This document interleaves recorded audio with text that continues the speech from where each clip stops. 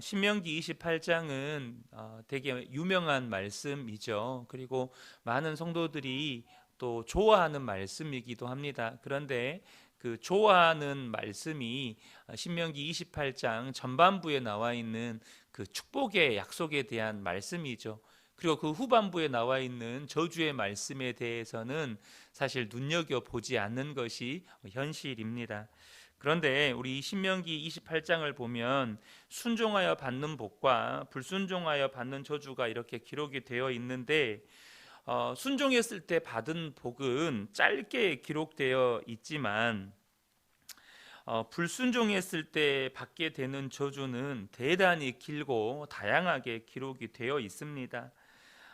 오늘 본문 36절은 내 조상들이 알지 못하던 나라로 끌고 가시리니로 시작해서 이스라엘 포로 사건을 먼저 암시하고 있습니다. 무엇보다도 36절 이하는 율법에 순종했을 때 따라오는 복이 불순종함으로 인해서 취소되고 있는 것을 보여주고 있습니다. 그러니까 우리가 1절부터 쭉 나와 있는 그 복들이 있잖아요. 그런데 그 복들이 오늘 본문 36절부터 보면 불순종함으로 말미암아 다 취소가 되어 버린다는 것입니다. 1절부터 14절에 나오는 복을 이 반복해서 부정하는 표현들이 이 36절부터 기록이 되어 있습니다. 또 모세는 이스라엘의 소산을 이스라엘 백성들이 거두지 못하고 메뚜기나 벌레 등이 먹어 치울 것이라고 말하고, 오늘 본문을 읽었던 본문에 우리가 읽진 않았지만 이제 하반부로 가면 인육을 먹는 이스라엘에 대해서 예언하면서 말씀에 불순종하게 됐을 때 받게 될 저주로 인해서 끔찍한 모습으로 바뀌어 버릴 이스라엘을 지금 묘사하고 있는 것입니다. 하나님은 애굽에서 종살이하던 이스라엘 백성들을 구원하여서 자유를 주셨고, 하나님의 백성 삼아서 복을 주셨을 뿐만 아니라 모든 민족을 향한 축복의 통로로 삼아 주셨습니다.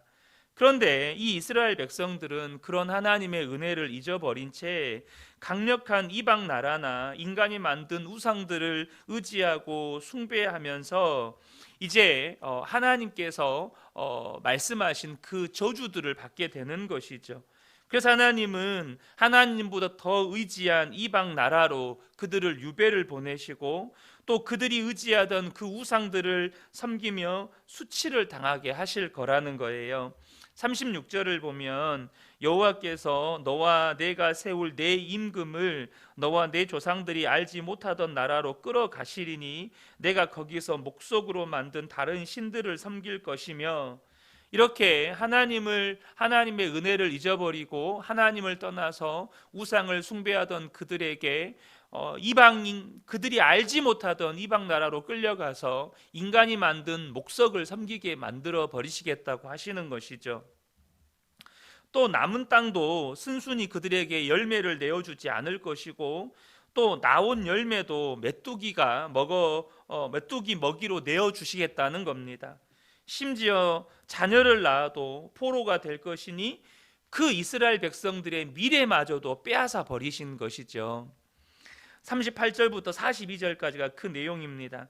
내가 많은 종자를 들에 뿌릴지라도 메뚜기가 먹음으로 거둘 것이 적을 것이며, 내가 포도원을 심고 가꿀지라도 벌레가 먹음으로 포도를 따지 못하고 포도주를 마시지 못할 것이며, 내 모든 경내에 감람나무가 있을지라도 그 열매가 떨어짐으로 그 기름을 내 몸에 바르지 못할 것이며, 내가 자녀를 낳을지라도 그들이 포로가 되므로 너와 함께 있지 못할 것이며, 내 모든 나무와 토지 소사는 메뚜기가 먹을 것이며. 여러분, 근데요, 이 말씀이 지금 저와 여러분이 살고 있는 이 나라와는 너무나도 거리가 먼 내용처럼 들립니다. 그런데 여러분, 이 말씀을 분명하게 보여주는 가장 가까운 나라가 있습니다. 바로 북한입니다. 이 말씀이 그대로 현실이 되어버린 나라. 근데 여러분, 북한이 어떤 나라입니까? 1948년에 북한이 건국이 되었죠. 근데 그 이전에 평양은 동방의 예루살렘으로 불렸습니다. 여러분이 다 아시는 것처럼 1907년도에 평양에 대부흥이 일어났었고, 그때까지만 해도 여러분, 한국 전쟁이 일어나기 전까지만 해도 북한이 남한에 비해서 훨씬 잘 살았습니다. 훨씬 잘 살았을 뿐만 아니라 훨씬 교회도 많았습니다. 남한보다 교회도 훨씬 많았어요. 뭐 정확하게 제가 기억이 나지는 않지만 한 3천여 개의 교회로 추산을 합니다. 그런데 북한이, 남한과 북한이 이제 분단이 되고 공산 정권이 수립되면서 그 모든 교회를 폐쇄하고 교회가 세워진 모든 곳에다가 김일성 우상화 작업을 하기 시작했습니다. 그래서 뭐 지금 김일성, 김정일, 그리고 김정은까지 온갖 뭐 전국 곳곳에다가 우상 동상을 세워놨는데, 전국에 세워진 김일성 동상만 12,000개가 넘는다고 제가 알고 있습니다. 그렇게 우상화 작업을 했고, 또 주체 사상탑을 세웠고, 김일성이 죽은 후에는 김일성 영생탑을 세웠습니다. 그렇게 전국을 우상화 작업을 했는데, 김일성이 1994년도에 죽었죠. 근데 김일성이 죽은 이후에 김일성 우상화 작업이 더 본격화되었고, 그때부터 우리가 흔히 알고 있는 고난의 행군이 시작이 됩니다. 1994년을 기점으로 해서 북한의 고난의 행군이 시작이 되는데, 정확한 통계는 없어요. 하지만 추정하기를 그때 당시 굶어서 죽은 사람이 200만에서 300만 명이 될 거라고 그렇게 추정을 하고 있습니다. 그런데 제가 탈북하신 새터민 목사님을 통해서 듣게 된 이야기인데요, 그렇게 많은 사람들이 굶어 죽을 때 북한 내부에서는 얼만큼 식량 생산을 늘리기 위해서 정부 차원에서 얼마나 많은 수고와 노력을 했겠어요. 정말 눈앞에서 길거리에 사람들이 그냥 시신이 널려 있어요. 이걸 치워야 되는데 주민들이 치울 힘이 없는 거예요. 뭐 먹은 게 없으니까 뭐 이게 치울 힘도 없는 거예요. 어쨌든 뭐 쌀이나 보리, 옥수수, 식량, 이 수확량을 늘리기 위해서 노력을 했는데, 어느 정도까지 노력을 했냐면, 이제 식량 소출을 올리려면 땅에 이 지력을 끌어올려야 되잖아요. 그러니까 땅에다가 거름을 줘야 되는데, 주민들에게 똥을 이렇게 퍼오도록 다 지시를 한 거죠. 근데 여러분, 똥도 먹어야 싸죠. 먹어야 쌀 똥이 있죠. 그러니까 똥이 없으니까 서로가 다른 집 똥을, 인분을 이렇게 훔치러 다니는 거예요. 자기 집에는 인분이 없으니까 다른 집에서 인분을 훔치러 여러분, 이게 얼마나 비극입니까? 훔칠 게 없어서 인분을 훔치러 다니는 거예요. 그런데 그 양도 부족하니까 할당량을 채워야 되니까 거기다가 진흙이나 뭐 낙엽이나 뭐 이런 흙들을 섞어 가지고 그 양을 늘리는 거죠. 그래가지고 그 할당량을 채워서 내는 거예요. 그래서 땅에다가 이걸 땅에다가 뿌려서 땅의 지력을 끌어올리려고 하는데, 이제 봄이 가까워지면 땅을 갈아엎잖아요. 갈아엎어서 이렇게 일구지 않습니까? 근데 이 목사님의 증언이 뭐냐 하면, 당시 관리자들이 말한다는 거예요. 땅을 갈아엎는데 이상하다는 거예요. 왜냐하면 여러분, 우리가 농사 짓는 분들은 알고, 땅을 갈아엎으면 거기에서 지렁이도 나오고 이런 벌레도 나오고 이런 미생물들이 나와요. 그건 뭘 의미하냐면 그 땅은 살아있다는 거예요. 그런 미생물들이 있어서 땅을 비옥하게 만들고, 그런 미생물들이 뭔가를 먹고 또 이런 똥 같은 걸 싸면서 땅이 더 비옥해지는데, 땅을 아무리 갈아엎어도 지렁이나 이런 벌레들이 안 나온다는 거예요. 다시 말하면 땅이 죽어 있다는 뜻입니다. 그렇게 온 국민이 인분을 퍼다 나르면서 땅을 살려보려고 애를 쓰는데, 이 땅이 다 죽어 있는 거예요. 그 땅에다가 농사를 지으면 뭐가 나오겠어요? 그러니까 중국인들이 그랬다는 거예요. 중국인들이 이 압록강, 두만강을 통해서 이 경계를 놓고 중국 땅과 북한 땅을 비교를 해보면, 이 북한 땅은 다 민둥산이고, 땅이 아무리 곡식을 심어도 중국 땅에 심어놓은 옥수수는 막 키가 2m 이렇게 자라는데, 북한 땅에 심어놓은 옥수수는 키가 1m도 안 자라는 거예요. 그러니까 중국인들이 말한다는 거예요. 저주받은 땅. 그 북한 탈북민 목사님께서 그런 말씀을 하시더라고요. 중국인들이 북한을 바라보면서 저주받은 땅이라고 말한다는 거예요. 이것을 그때 그 당시 목사님이 신명기 28장 23절을 빗대어서 이렇게 말씀하시더라고요. 내 머리 위에 하늘은 노시 되고 내 아래에 땅은 철이 될 것이며, 하늘은 노시 돼 가지고 비를 내리지 않고 땅은 철이 되어서 아무리 곡식을 심어도 곡식이 잘 자라지를 못하는 거예요. 그래서 결국 어떻게 됐습니까? 200~300만 명의 아사자가 났을 뿐만 아니라 얼마나 많은 자녀들이 압록강, 두만강을 건너는 거예요. 중국으로 탈북을 하죠. 근데 어떻게 됐습니까? 그 탈북에서 이 꽃제비가 된 아이들이 여기저기서 굶어 죽고, 지금도 중국 내부로만 이렇게 인신매매로 팔려간 여성들이 10만 명 이상이 될 거라고 추정을 합니다. 그러니까 말 그대로 내 자녀들이 포로로 끌려가는 거죠. 돈에 팔려가고 그냥 종이 되고 노예가 돼서 사는 거예요.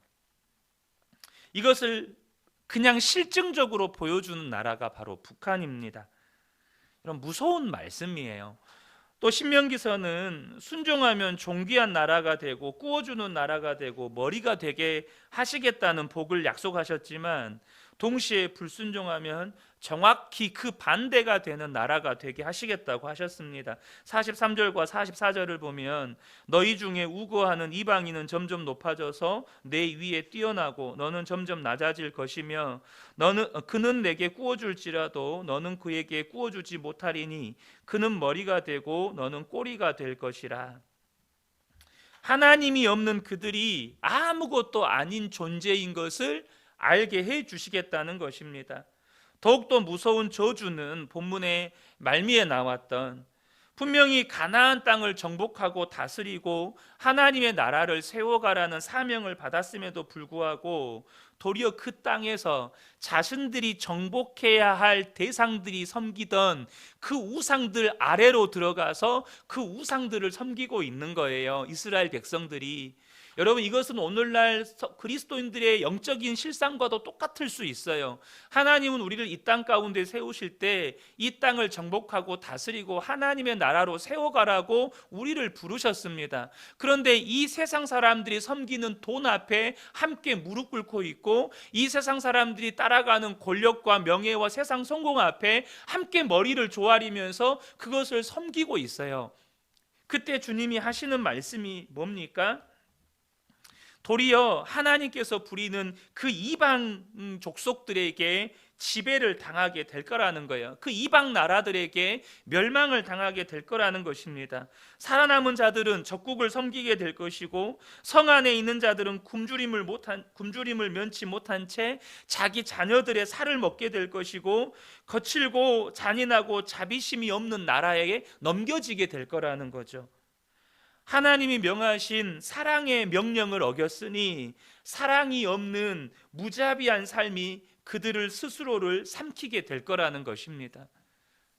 여러분, 좀 하나님 너무 하시다는 생각 들지 않습니까? 축복의 말씀은 한 14절 15절로 딱 끝내시고 그 다음에 신명기 28장이 68절까지 있거든요.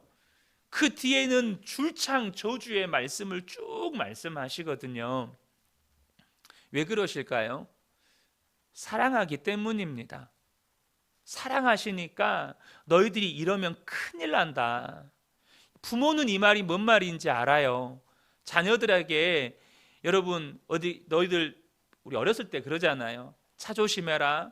신호등 건널 때는 좌우 살피고 꼭 손 들고 건너라. 뛰지 말아라. 여러분, 그런 말 아이들 유치원 보내고 학교 보낼 때 이렇게 해라 저렇게 해라 라는 말씀을 많이 하시나요? 아니면 아이들의 안전이나 이 아이들을 보호하기 위해서 이거 하면 안 된다 저거 하면 안 된다 이 말씀 더 많이 하시나요? 자녀를 사랑하는 부모는요, 아이들 단속시키기 위해서 이렇게 하면 안 돼 저렇게 하면 안 돼 큰일 나, 모르는 사람 따라가면 안 돼, 맛있는 거 사준다고 쫄랑쫄랑 따라가면 안 돼. 여러분, 사랑하니까 그렇게 말하는 겁니다. 너무너무 사랑하니까 이 아이들의 안전을 지키기 위해서 부모는 그렇게 말하는 거예요. 이 백성들을 하나님께서 어떤 대가를 치르시고 구원하신 백성들인데 이 백성들의 안전을 지키기 위해서 하나님이 그렇게 말씀하시는 거예요. 너희들 이렇게 하면 저주받는다. 절대 그렇게 하면 안 된다. 이렇게 말씀하시는 거예요. 그런데 오늘 본문의 말씀이 예언적인 말씀이지만 우리가 성경을 읽어가 보면 이것이 예언으로 끝나는 게 아니라 이스라엘 백성들의 삶에 고스란히 실제가 돼버립니다. 우리는 여기서 오늘 본문을 통해서 적어도 두 가지를 배우셔야 합니다. 첫 번째는 뭐냐면 하나님이 우리에게 베풀어 주신 은혜를 잊어버리는 것이 얼마나 무서운 결과를 초래하는지를 아셔야 한다는 겁니다. 하나님이 내게 베푸신 은혜를 잊어버리고 사는 거. 여러분, 이스라엘 백성들이 하나님이 내게 베푸신 은혜를 잊어버리니까 어떻게 됐습니까? 우상 앞에 가서 절하고 결국 그것이 나라와 민족이 멸망하는 결과를 초래했습니다. 시작은 하나님이 내게 베푸신 은혜를 잊어버린 것이었습니다. 이스라엘 백성들이 왜 이런 결과를 초래하고 살았습니까? 이유는 한 가지예요. 하나님이 그들에게 베푸신 은혜를 잊어버리고 망각해 버렸기 때문입니다. 이제 신명기서가 넘어가면 바로 이제 여호수아 그리고 사사기로 넘어갑니다. 근데 여러분, 사사기, 바로 이스라엘이 가나안 정복 전쟁이 끝나고 이제 사사 시대로 들어가는 바로 그 시점에 무슨 사건이 일어나냐면 사사기 2장에 보면 이스라엘 백성들이 사사 시대 역사는 하나님 앞에 불순종하고 징계받고 불순종하고 징계받고 회개하고 돌이키고 이것이 반복되는 역사인데요. 거기에서 왜 이스라엘 백성들이 그렇게 살았는지를 사사기 2장에서 분명하게 보여줍니다. 8절, 10절을 보면 여호와의 종 눈의 아들 여호수아가 110세에 죽었다고 기록을 합니다. 10절에 그 세대 사람들도 다 그 조상들에게 돌아갔고 그 후에 일어난 다른 세대는, 그러니까 여호수아와 그 세대에 함께했던 여호수아 세대가 다 죽었습니다. 그리고 그 후에 일어난 다른 세대라고 말합니다. 다른 세대. 그러니까 앞선 세대와 전혀 다른 사고와 가치관과 어떤 생각을 가지고 살아가는 세대라는 거예요. 근데 그 세대가 어떤 세대였냐면 여호와를 알지 못하며 여호와께서 이스라엘을 위하여 행하신 일도 알지 못하였더라. 다시 말하면 여호수아 세대가 경험했던 하나님의 은혜의 역사를 이 다음 세대들은 전혀 기억하지 못했다는 거예요. 알지 못했다는 것입니다. 그러니까 그 결과 11절부터 무슨 사건이 일어나냐면 하나님께서 내게 베푸신 은혜를 잊어버리고 사니까 11절부터 이스라엘 자손이 여호와의 목전에 악을 행하며 바알들을 섬기며 13절에 곧 그들이 여호와를 버리고 바알과 아스다롯을 섬겼다라고 말씀합니다. 하나님께서 내게 베푸신 은혜를 잊고 살면 그 즉시 내 안에서 일어나는 일이 뭐냐면 하나님을 버리고 우상을 따르는 일이 생긴다는 거예요. 당장 우리가 절에 가서 그 불상 앞에 절한다는 뜻이 아닙니다. 내 속에서 일어나는 육신의 정욕과 탐심을 따라 살기 시작한다는 거예요. 하나님이 내게 베푸신 은혜를 잊어버리고 살면. 여러분, 그러지 않으려면 저와 여러분이 우리의 시선에 항상 주님을 두셔야 합니다. 우리의 시선을 항상 주님께 두셔야 돼요. 왜요? 주님을 보아야, 주님을 바라보아야 내 삶 가운데 역사하시는 주님의 일들을 보게 됩니다. 다시 말하면 내 삶에 하나님이 베푸신 은혜들을 깨닫게 된다는 거예요. 사랑하는 성도 여러분, 항상 예수님 바라보고 사셔야 합니다.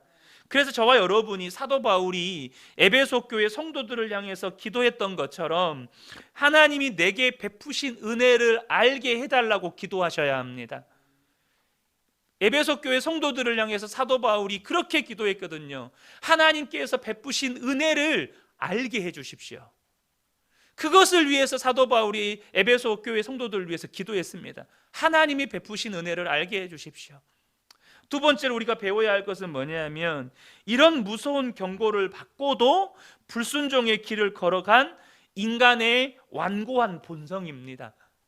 우리 안에 이렇게 완악하고 완고한 육체의 본성이 있다는 거예요. 이런 무서운 경고를 받고도 육신을 따라 살려고 하는, 죄에 끌려가려고 하는, 우상에게 이끌리는 우리 안에 악한 본성이 있다는 것입니다. 전 다시 한번 우리가 이번 주일에 나누었던, 어제 나누었던 주일 말씀 시간에 나누었던 말씀을 인용할 수밖에 없어요. 갈라디아서 5장 24절부터 26절을 보면, 그리스도 예수의 사람들은 육체와 함께 그 정욕과 탐심을 십자가에 못 박았느니라. 만일 우리가 성령으로 살면 또한 성령으로 행할지니 헛된 영광을 구하여 서로 노엽게 하거나 서로 투기하지 말지니라. 여러분, 그리스도 예수의 사람은 육체와 함께 그 정욕과 탐심을 십자가에 못 박은 사람입니다. 우리 안에 있는 그 모든 완악하고 완고한 그 본성들은 십자가에 못 박은 사람들이에요. 그리고 오늘 하루를 살아갈 때 우리는 성령에 이끌려 살아가는 사람들입니다. 우리가 날마다 성령으로 살아야, 날마다 성령의 충만함으로 살아야 우리 안에 있는 완악하고 완고한 육체의 본성을 따라 살지 않게 되는 것입니다. 사랑하는 성도 여러분, 주님 바라보십시오. 예수님 바라보십시오. 성령 따라 사십시오. 그래야 우리 안에 있는 이 악한 본성 따라 살지 않고 우리의 삶을 통해서 그리스도의 영광이 드러나게 되는 것입니다. 이 새벽에 함께 예배하는 우리 모든 성도님들께 이 은혜가 함께 하시길 예수님의 이름으로 축복합니다. 아멘.